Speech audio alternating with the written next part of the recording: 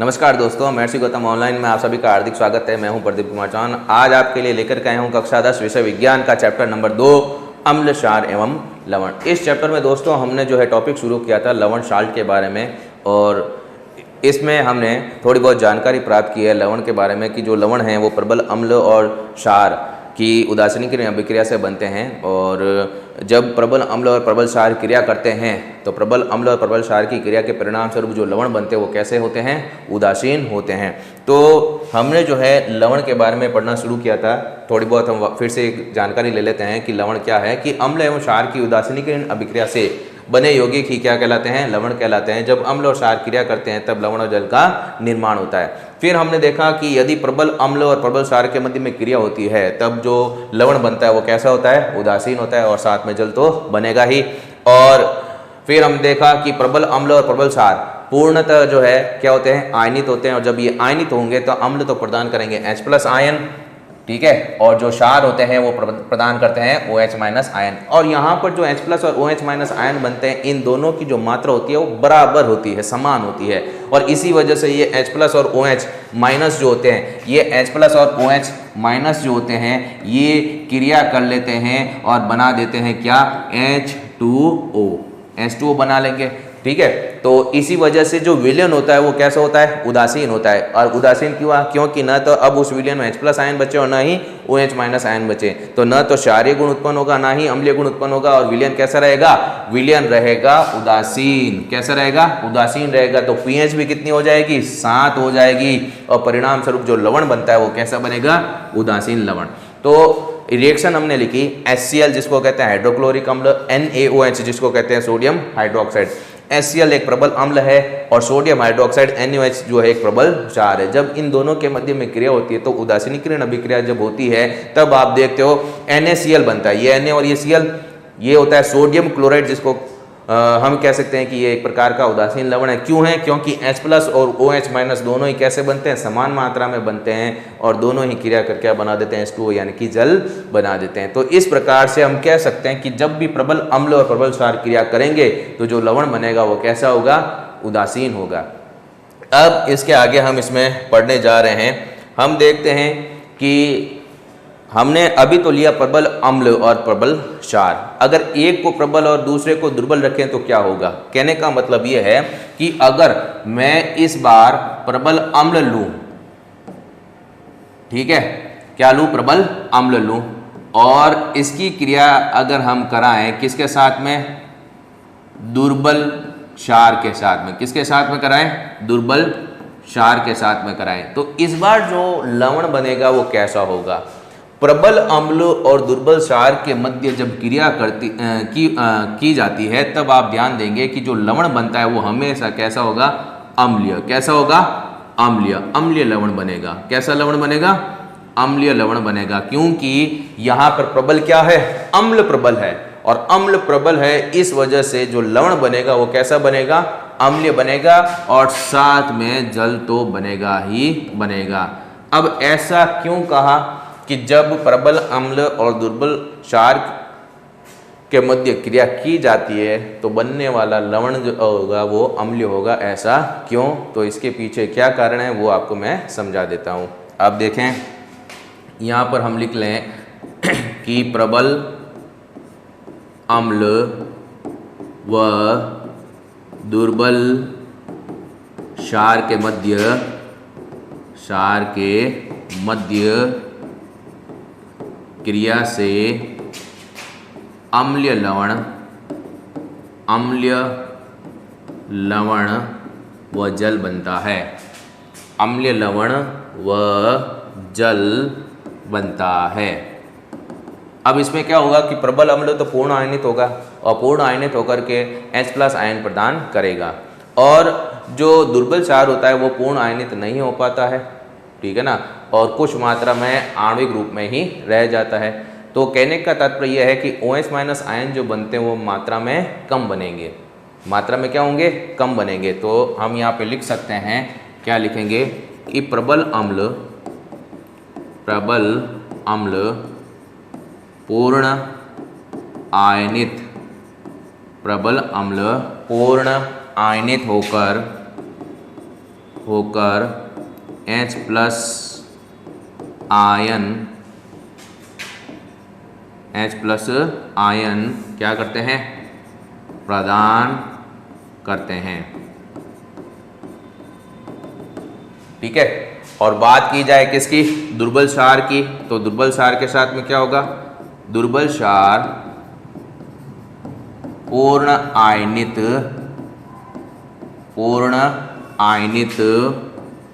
नहीं होता है, पूर्ण आयनित नहीं होता है, कुछ मात्रा में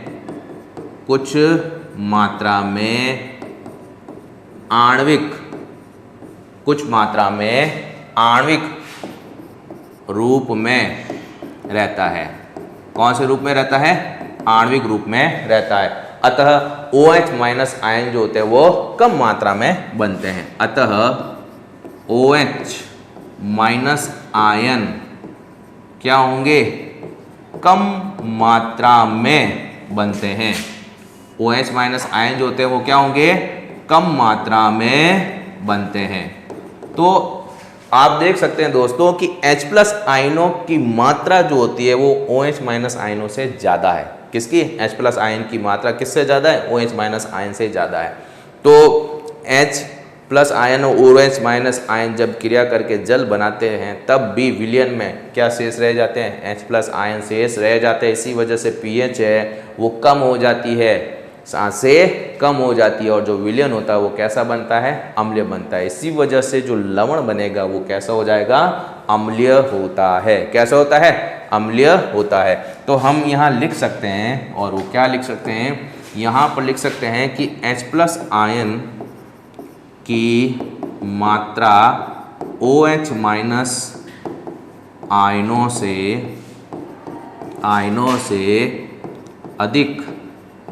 अधिक होती है, अतः H2O बनने के बाद भी क्योंकि H प्लस और OH माइनस आयन बनाएंगे क्या, H2O तो बनाएंगे, तो H2O बनने के बाद भी विलयन में H प्लस आयन, विलयन में कौन सा आयन, H प्लस आयन शेष रह जाते हैं। और H प्लस आयन जब शेष रहेंगे तो इसका मतलब है pH 7 से कम हो जाती है। ठीक है, तो आप ध्यान देंगे कि विलयन में H प्लस आयन क्या रह गए, शेष रह गए, जिससे विलयन की pH 7 से कम हो जाती है। ठीक है, और pH 7 से कम हो गई तो जो लवण बनेगा वो कैसा बनेगा, अम्लीय लवण बनेगा। इसी कारण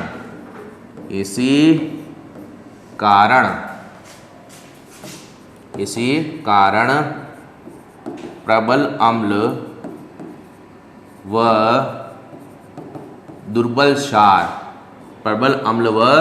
दुर्बल क्षार की उदासीनीकरण अभिक्रिया से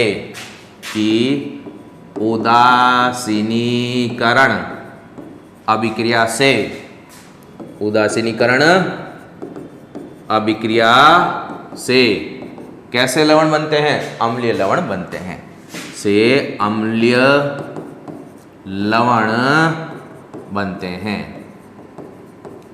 लवण बनते हैं। अब इसके लिए भी तो एग्जाम्पल होना चाहिए, एक रिएक्शन होनी चाहिए। तो वो रिएक्शन क्या होगी वो आप जानेंगे। यहाँ पर हम लिख सकते हैं, रिएक्शन में क्या लिखें, हमें लेना है प्रबल अम्ल, और प्रबल अम्ल क्या है, HCl। एक प्रबल अम्ल है जिसको हम क्या कहते हैं, हाइड्रोक्लोरिक अम्ल। क्या कहेंगे इसको, हाइड्रोक्लोरिक अम्ल कहेंगे। ठीक है, और इसकी क्रिया करवानी हमें दुर्बल क्षार के साथ, और दुर्बल क्षार के रूप में हम ले सकते हैं NH4OH, यानी कि अमोनियम हाइड्रोक्साइड।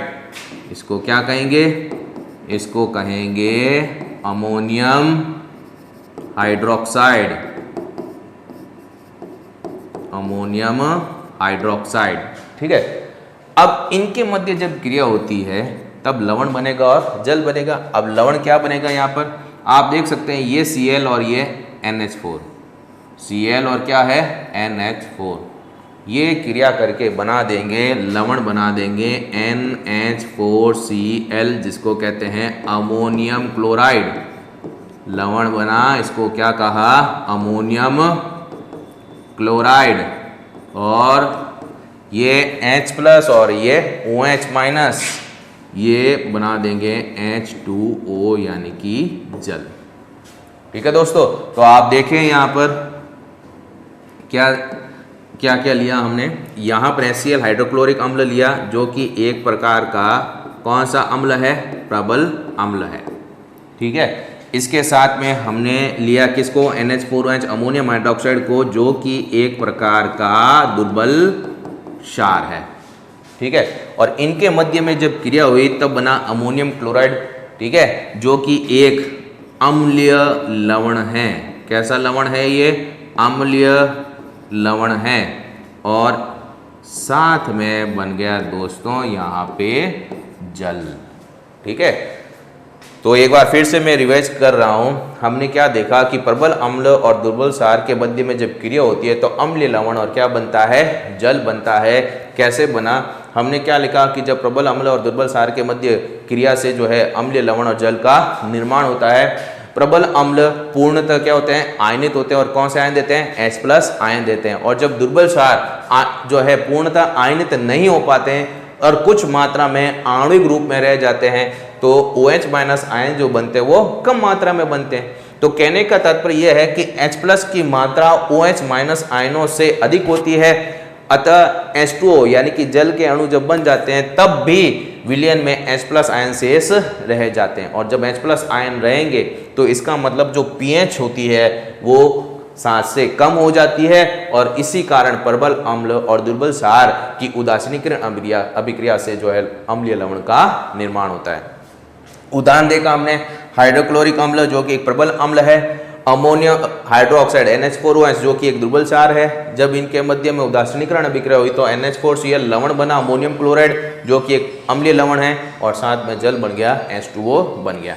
अब इसका अगर विपरीत कहें, अभी तो हमने प्रबल अम्ल और दुर्बल क्षार लिया, उल्टा कर ले, यानी कि इस बार दुर्बल अम्ल लें और प्रबल क्षार लें, तब क्या होगा। तो देखें, समझते हैं इसके बारे में। अब हम क्या कह रहे हैं कि अगर दुर्बल अम्ल लिया जाए, कैसा अम्ल लिया जाए, दुर्बल अम्ल लिया जाए, और इस दुर्बल अम्ल की क्रिया की जाए किसके साथ में, प्रबल क्षार के साथ में। किसके साथ में की जाए, क्रिया की जाती है प्रबल क्षार के साथ में, तब क्या होगा, परिणाम यह निकलेगा कि लवण तो बनेगा, लेकिन जो लवण बनेगा वो कैसा हो जाएगा, क्षारीय हो जाएगा। क्योंकि यहां पर क्षार क्या है, प्रबल है। जब क्षार प्रबल होगा तो इसका मतलब जो लवण बनेगा वो कौन सी प्रकृति का होगा, क्षारीय प्रकृति का। तो यहाँ पे बन जाएगा क्षारीय लवण, और साथ में जल तो बनेगा ही बनेगा। ठीक है, तो सर ऐसा क्यों हुआ कि यहाँ पे लवण बना, वो क्षारीय प्रकृति का क्यों बना, तो इसके पीछे क्या कारण है वो आपको मैं समझा रहा हूं। और क्या कारण रहेगा इसमें, आप देखें।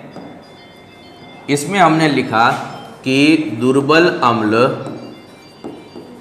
व प्रबल क्षार की उदासीनीकरण अभिक्रिया से, कौन सी अभिक्रिया से, उदासीनीकरण अभिक्रिया से क्षारीय लवण व जल बनता है। क्षारीय लवण और क्या बनता है, जल बनता है। अब आप देखेंगे इसमें कि दुर्बल अम्ल जो होता है वो पूर्ण आयनित नहीं होता है, और पूर्ण आयनित नहीं होगा तो इसका मतलब H+ आयनों की जो मात्रा होती है वो क्या होती है, कम होती है। ठीक है ना, तो हम इसमें लिख सकते हैं कि दुर्बल अम्ल पूर्ण आयनित नहीं होता है, दुर्बल अम्ल जो होता है वो पूर्ण आयनित नहीं होता है। कुछ मात्रा में आणविक रूप में, कौन से रूप में? आणविक रूप में रहता है। ठीक है, तो कहने का मतलब H+ आयनों की मात्रा क्या होती है? कम बनती है। अतः H+ आयन कम मात्रा में बनते हैं। H+ आयन क्या होंगे? कम मात्रा में बनते हैं, क्योंकि अम्ल पूर्णतः क्या नहीं हुए? आयनित नहीं हुए। इस वजह से H+ आयन जो है वो क्या बनेंगे? कम मात्रा में बनेंगे। अगर बात की जाए किसकी? प्रबल क्षार की, तो प्रबल क्षार है तो प्रबल क्षार पूर्ण आयनित होंगे। प्रबल क्षार पूर्ण आयनित होकर अधिक मात्रा में OH- आयन उत्पन्न करते हैं। तो यहाँ पर हमने जो कथन लिखे हैं कि OH- अधिक मात्रा में बने और H+ आयन कम मात्रा में बने, तो इसका तात्पर्य ये हुआ कि OH- आयनों की मात्रा H+ आयनों से क्या है? ज़्यादा है। ठीक है, तो हम लिख सकते हैं कि इसमें OH- आयनों की मात्रा H+ आयनों की मात्रा से अधिक होती है। अधिक होती है। ठीक है, तो क्या होगा? H2O बनने के बाद भी विलयन में OH- आयन शेष रह जाते हैं। अतः H2O बनने, क्योंकि H+ और OH- आयन मिलकर के क्या बनाएंगे? H2O, और OH- आयनों की सांद्रता ज़्यादा है, मात्रा ज़्यादा है, तो वो विलयन में शेष रह जाते हैं। अतः H2O बनने के बाद भी विलयन में OH- आयन शेष रह जाते हैं। ठीक है ना, तो OH- आयन शेष रह जाएंगे, यानी कि विलयन की जो pH है वो 7 से ज़्यादा हो जाती है। ठीक है, तो हम यहाँ पे लिख सकते हैं, इसी कारण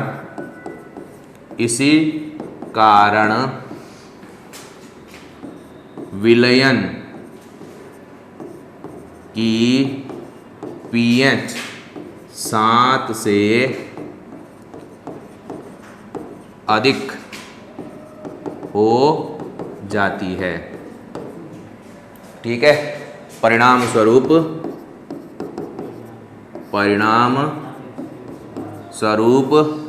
कैसा लवण बनता है? क्षारीय लवण। परिणाम स्वरूप क्षारीय लवण बनता है।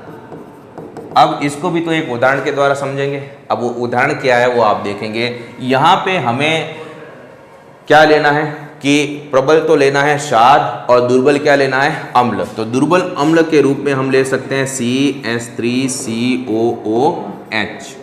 ठीक है, यह है दुर्बल अम्ल और इसको कहा जाता है एसिटिक अम्ल। इसको क्या कहेंगे? एसिटिक अम्ल कहेंगे।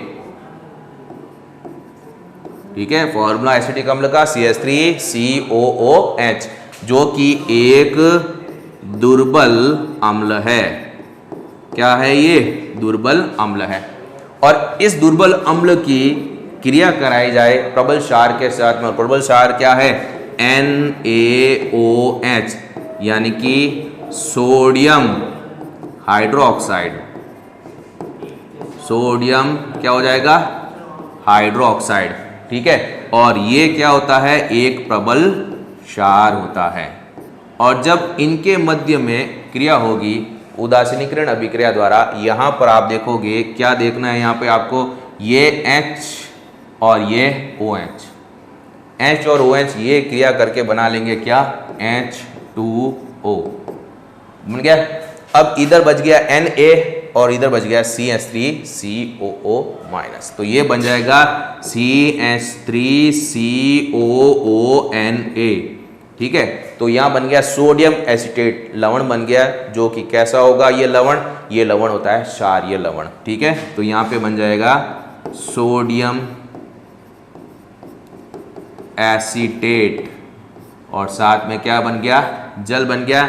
सोडियम एसीटेट जो बना है यहाँ पर, ये एक क्या हो जाएगा, क्षारीय लवण हो जाएगा। कैसा लवण हो जाएगा, ये क्षारीय लवण। तो इस प्रकार दोस्तों हमने उदासीनीकरण अभिक्रिया के बारे में जाना, जिसमें अम्ल और क्षार क्रिया करके लवण और जल बनाते हैं, और जो लवण बनते हैं वो उदासीन भी हो सकते हैं, अम्ल भी हो सकते हैं, और कैसे हो सकते हैं, क्षारीय भी हो सकते हैं। तो अगले वीडियो में हम जो है साधारण नमक के बारे में पढ़ेंगे, और साधारण नमक जो है कैसे प्राप्त होता है, खनिज नमक क्या होता है, और साधारण नमक कैसे अन्य रासायनिक पदार्थों के लिए कच्चे पदार्थ का जो है कार्य करता है, और दैनिक जीवन में जो हमारे घरों में उपयोग में लिए जाने वाले जो लवण हैं, लवण का निर्माण कैसे होता है, उनका और उपयोग कैसे किया जाता है, ये सब पढ़ेंगे हम अगले वीडियो में। तब तक के लिए नमस्कार।